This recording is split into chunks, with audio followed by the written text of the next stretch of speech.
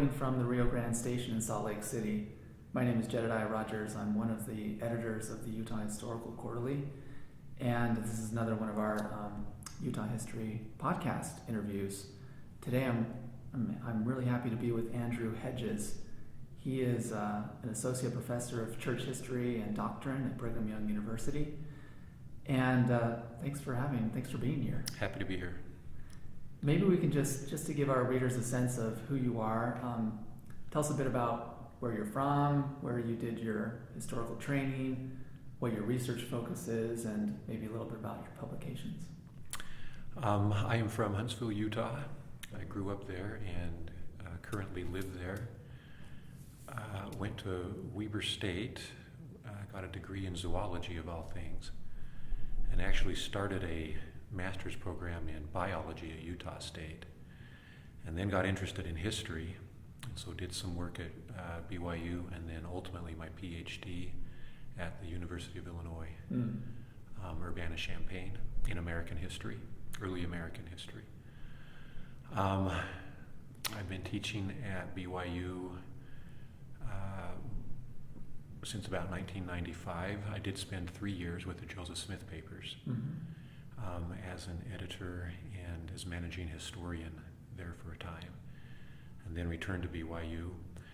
My research focuses would be Joseph Smith period of church history, especially Nauvoo. I've done a lot of work on that.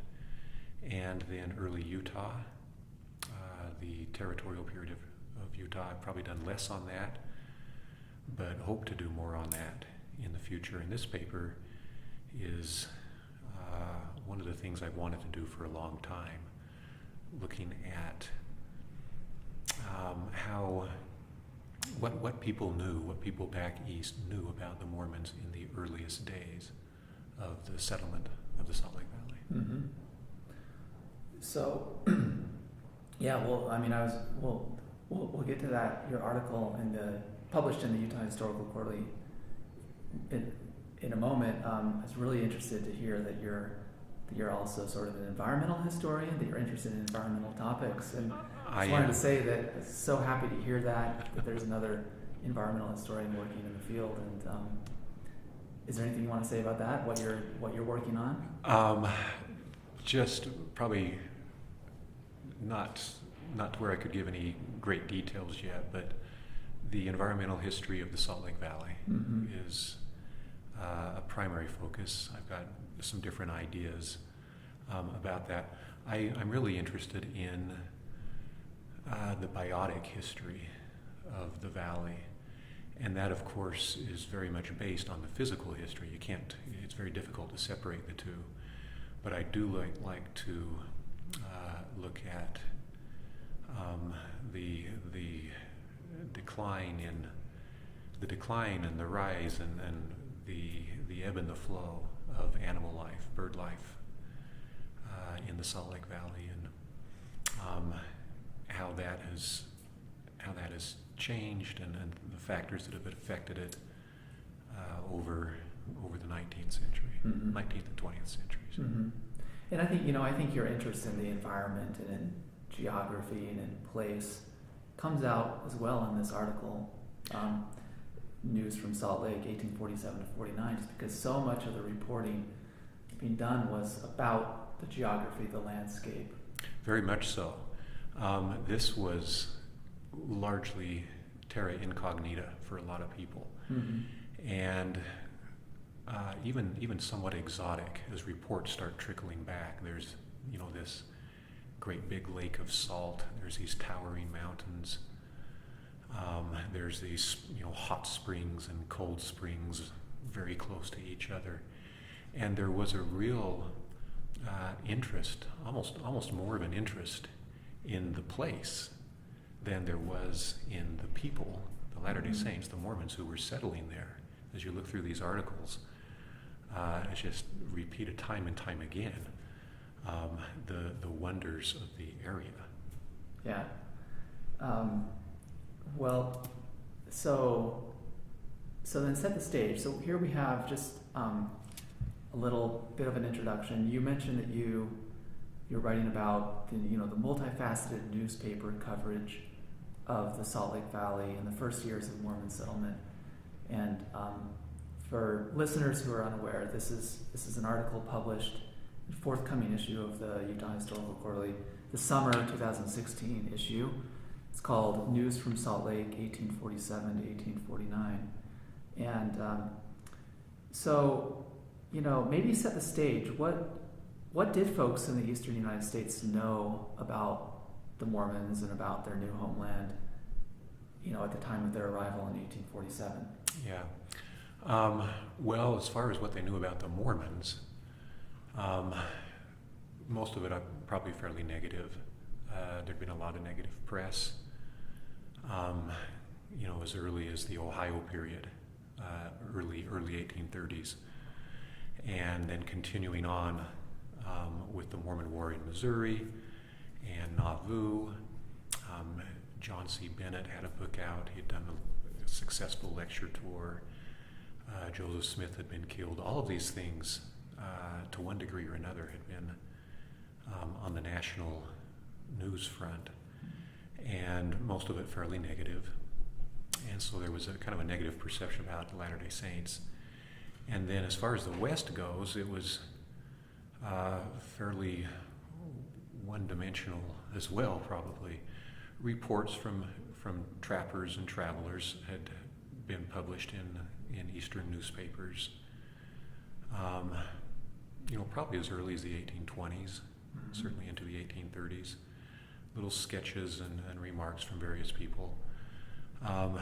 There was a fair amount had just recently come out with the publication of John C. Fremont's book, the official report of his visit out into the West, including parts of the Great Basin, parts of the Salt Lake Valley, the northern part. That was published in 1845. He never made it actually down to the site of Salt Lake, where the Mormons would be. He was more up around Brigham City and Ogden area. But he had kept good records of the weather. He was just here for a couple of weeks in September. But he kept good records, and he had talked about the birds and the animals and the Indians and things that had come under his observation. But there was still this gaping hole, what was to the south of where Fremont had gotten. People knew there was a lake of salt, and that was about it. And so, just a lot of unknowns, a lot of misperceptions about the Mormons themselves and the place where they were going to be settling. And so, as news from the Mormons in the West starts going back east, it really is opening up a place that people knew virtually nothing about at the time. Mm-hmm. One thing that I found really fascinating, working on your article and reading it, was this idea that there was some newspaper coverage in 1846 and 47 and even perhaps into 1848, that represented the Mormons as stopping just for a time in the Great Basin, but their intention would be to continue on to California. When did it become clear that the Mormons actually intended to stay in the Great Basin? Well, that's a very interesting story. It seems clear now from records that we've got. Brigham Young seems to have been pretty settled on settling somewhere in the vicinity of the Great Salt Lake. As early as September 1845, That was in his mind. And it seems I think the evidence is very strong that that's where he wanted to go. And he's primarily basing this on John Fremont's report. I think a lot on Fremont. For the most part. Yeah, I think a lot on Fremont. Mm-hmm. And yet he did not publicly announce that. He announced to people that they were going to leave Nauvoo. We'll leave in the spring. I think the idea was he didn't want to zero in on where they were going to go. He didn't want other people to know that. And so the idea was Upper California, meaning today, somewhere in California, Nevada, Utah, Arizona, New Mexico, that was Upper California at the time, or even Oregon.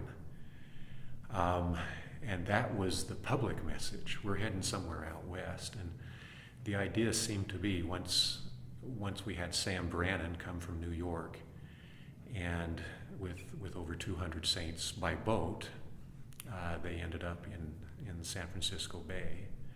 And we had members of the Mormon Battalion on the West Coast as well. I think the assumption became that the Mormons were probably going to settle on the coast, somewhere on the coast of California. And Brigham let that go. He didn't offer any corrections with that. And yet in his mind, I think he knew that was not going to be the place. And it doesn't become, even 1847, early 1847, the newspaper reports were that the Mormons might put in some crops around the Great Salt Lake area as a way station, but ultimately they were going to end up on the coast. And the idea was that Salt Lake would be something like Mount Pisgah in Iowa or Garden Grove in Iowa, a temporary way station for those heading to the coast. And it's not until fall of 1847 where Stephen Kearney, is that how we pronounce it? Kearney? I've heard it different ways from different people. Stephen Kearney is returning from California with John C. Fremont under arrest, actually.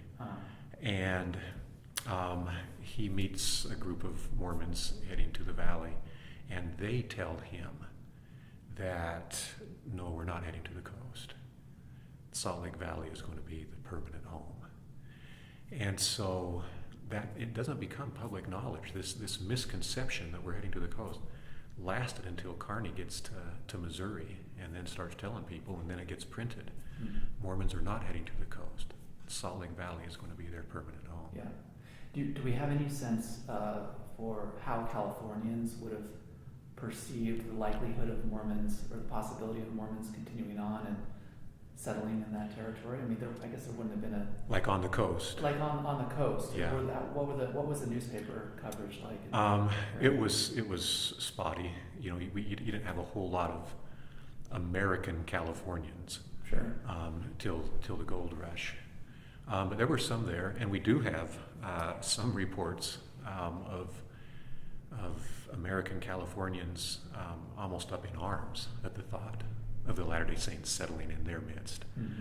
And even some rumors of threats. We will prevent it from happening. We will drive them if they attempt to do that. And they were. It would not have gone well if they had tried to settle there. So obviously, understanding of the geography of the Great Basin was fairly crude, and I just sort of had to laugh at some of the depictions of the geography in these newspaper articles, like the idea that the Great Salt Lake was connected to the Pacific by a river body showed up in one newspaper. I mean, that's a long time idea that has its roots early on, the Buenaventura River. So that's very old. But that shows up in text in 1847, even though Fremont had clearly dispelled that. But you do have Fremont connecting, without ever having seen it, connecting Utah Lake with the Great Salt Lake.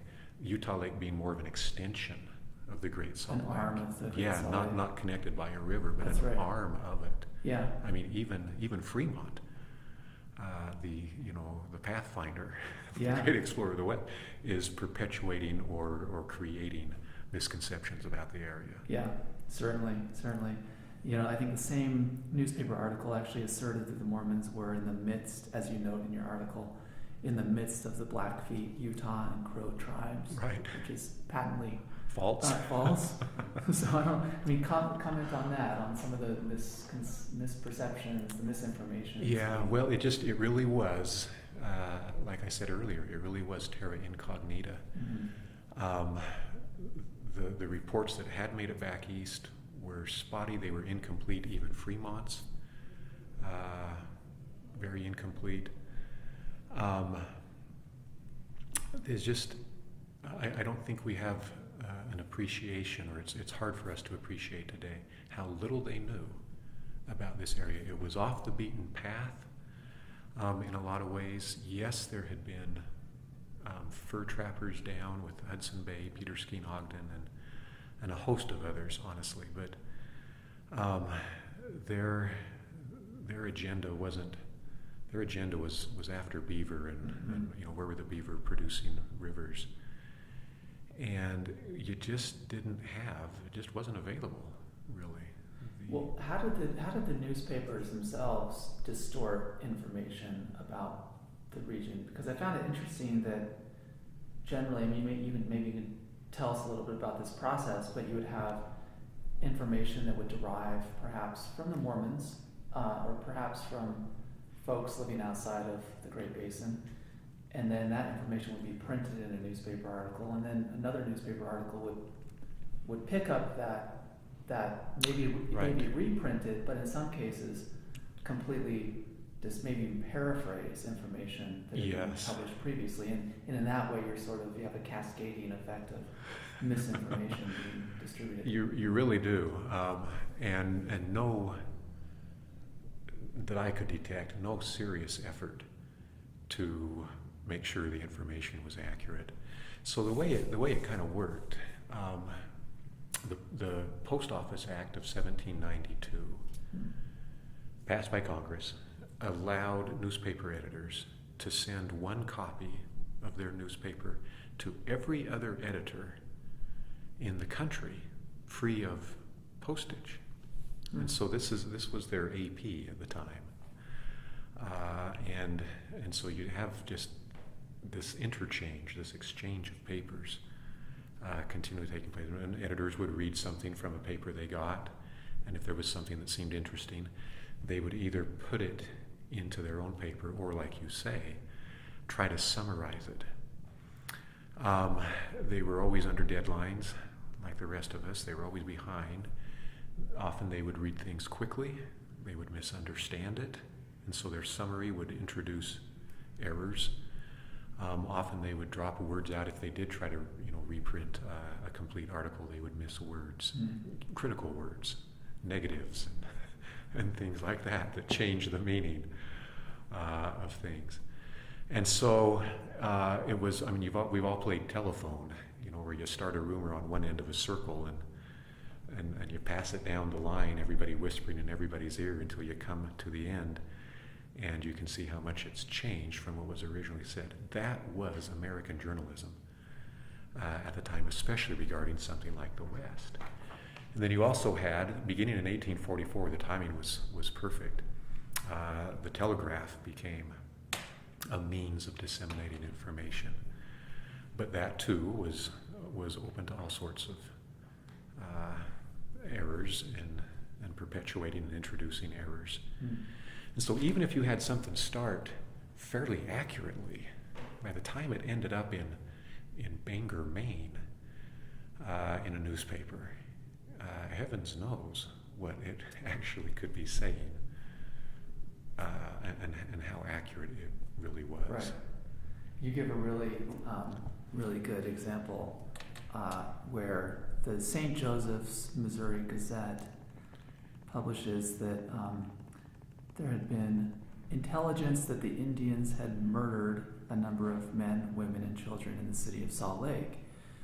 And then you point to a couple of other papers picking up that story and adding some detail, some colorful...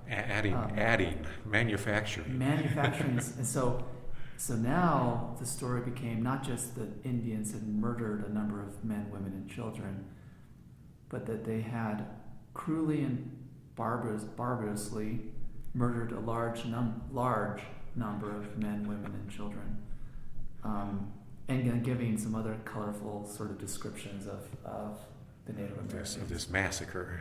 Yeah, that's clearly one example of.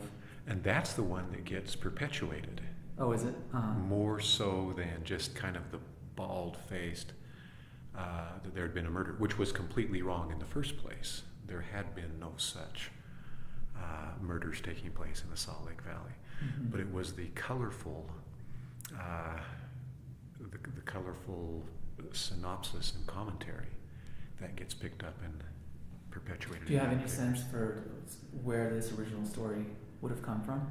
I point out in the paper that there was, I think ultimately the best bet is that there was a young Latter-day Saint who was killed by the Omahas somewhere near winter quarters.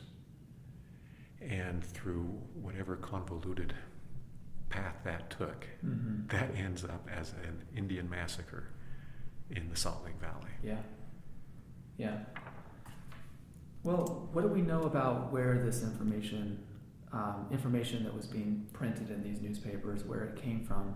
I'm guessing that a fair amount of information came from outsiders, maybe people passing through the territory who are observing conditions in the Salt Lake Valley. There was a fair amount. I mean, Oregon probably had more Americans at the time than California.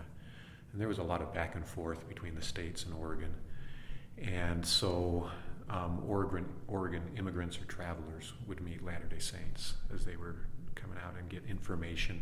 Mormons heading west, people coming from Oregon, they would then get to Missouri and talk to reporters and newspaper men there.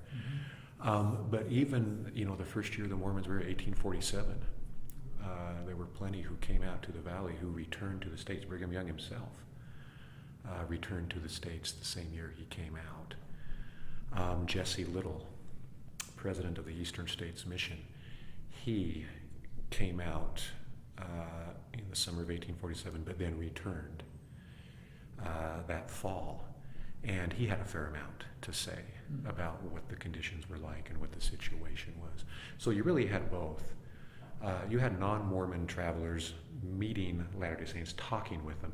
Not so much that they were coming through the valley. They weren't eyewitnesses, but they were talking with people who were on their way to the valley or who had been to the valley. Mm-hmm. And so they're a little removed from the actual thing.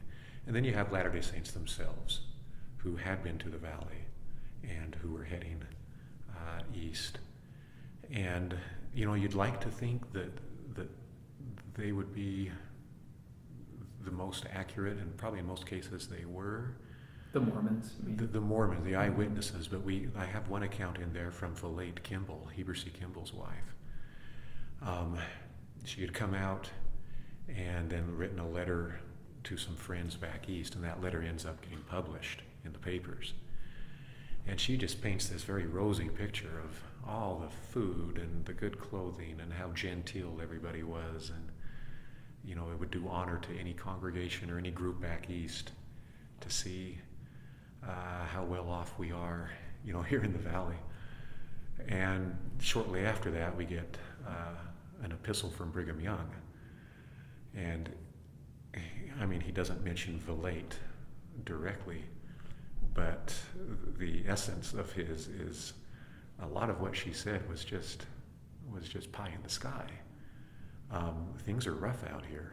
We're low on food. The crickets are bad. The winter was terrible. And it just 180 degrees from this rosy picture that Velate had painted. What do you make of her, of her commentary? Just because I find it interesting too. There's, the initial impressions of the Salt Lake Valley were not nearly as bad as reports later made them out to be. In other words, this idea, at least from what I've read and studied, it seems as though generally folks who came here thought, oh, the grass is high and there's plenty of water. There may not be a lot of timber, but they can make do with what's available in the mountains. But then fairly quickly they realized that conditions are perhaps more harsh than they had supposed. I think when you get those very early favorable reports, even some before the Latter-day Saints were here, 1846, people heading out, taking Hastings cut off, gave some very, beautiful place. It's the sky is clear and the grass is high, like you say. Or the very first commentary from the pioneers coming into the valley, William Clayton and others, saying it looks good. Then I think the reality hits. I mean, it did look good, the potential was there, but it's vastly different when you're traveling through, spending a week in the valley versus trying to spend a year or 2 or 3 years. And you're here not just in July, but you're here over the course of the winter. You're here in May when the crickets hit. And living here on a permanent basis, 24/7, you're going to run into a lot more things and issues than you do than when you're just traveling through. Same thing we experience today. You go on a trip somewhere and you think, oh, this is a beautiful place. I'd love to live here. Mm-hmm. And then you live there and experience it, on a daily basis, and you see the reality of things. And I think that was going on in the valley as well. They saw the potential. There were some very nice things about it, but there were some very hard, totally unanticipated challenges as well. Nothing had prepared them, I think, for the crickets, or for how late the frosts could come, or how early the frosts could come in the fall, how late in the spring and how early in the fall. Nothing had prepared them for that. And the only way you can experience those is to be here on a continual basis. So did Easterners pick up fairly quickly by 1848, 49, just how rough conditions, difficult conditions were here in Utah? Oddly enough, I don't think so. There were a few gloomy predictions early on, and then, as I point out in the paper, and I trace it, this narrative developed that the Mormons were prospering in the valley. Plenty of food. Very quickly, it came out they're finding gold. They're making a ton of money. And I would say the overall theme was one of Mormon prosperity.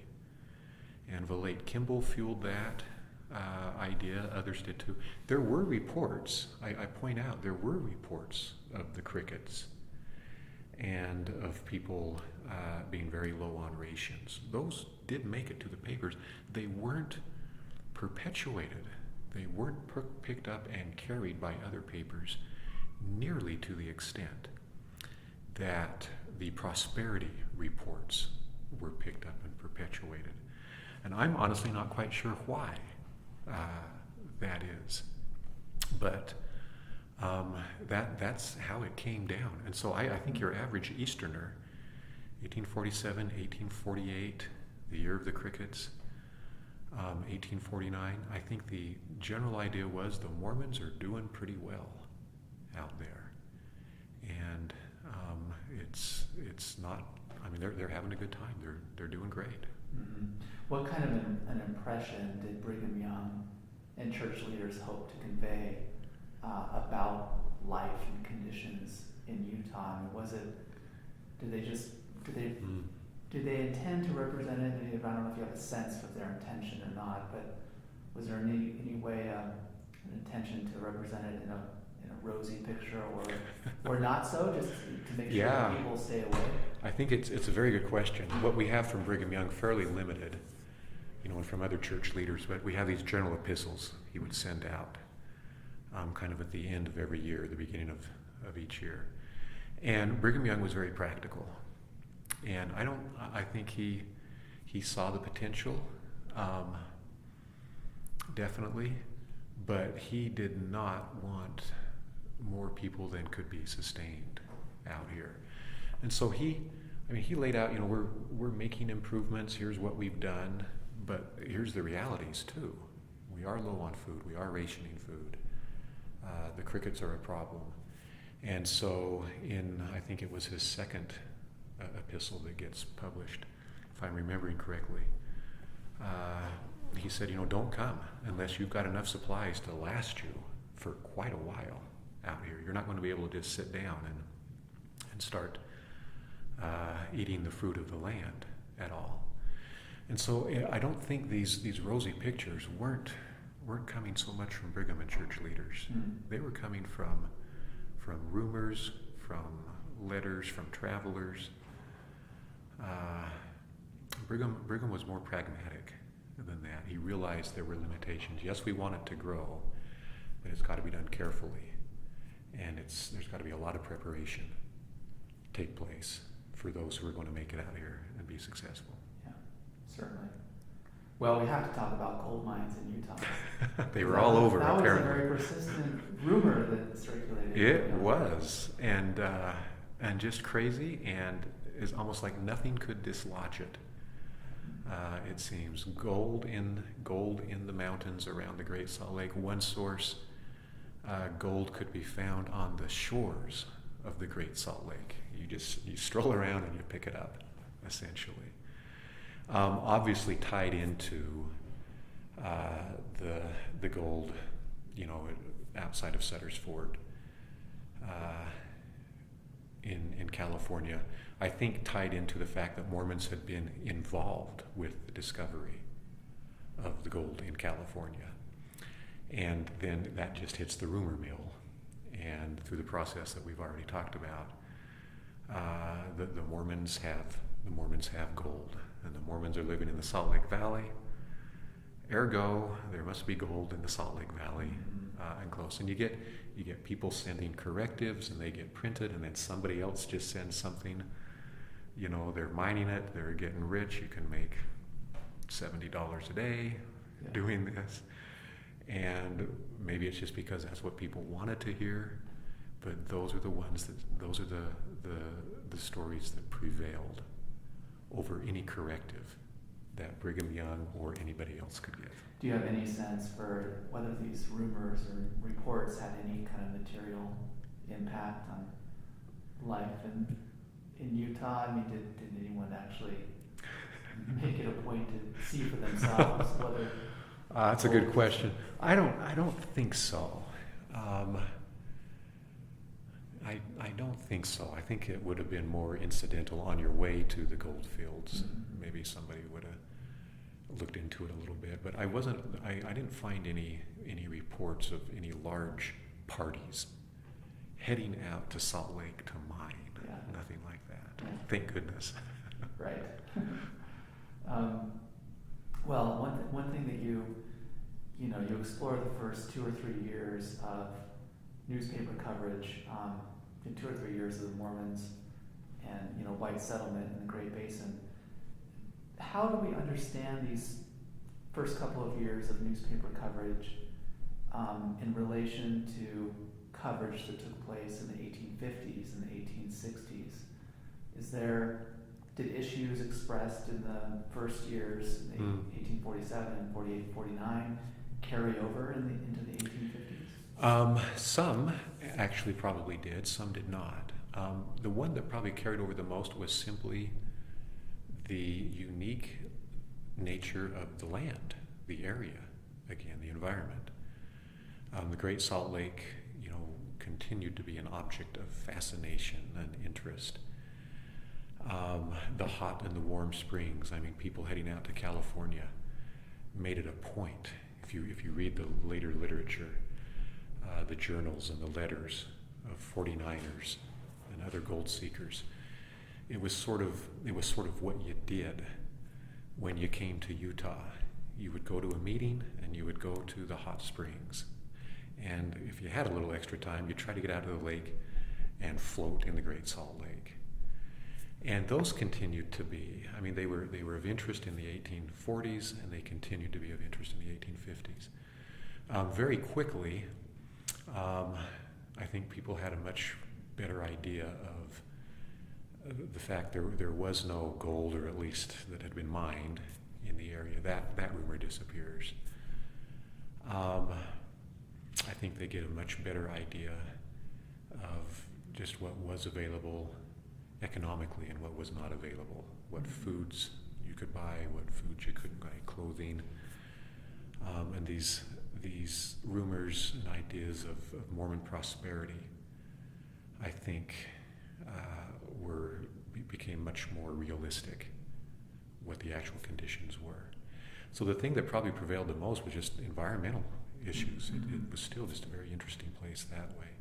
And then, as the 1850s progressed, it didn't take very long, but other issues, I think, supplanted things that they had talked about earlier, plural marriage,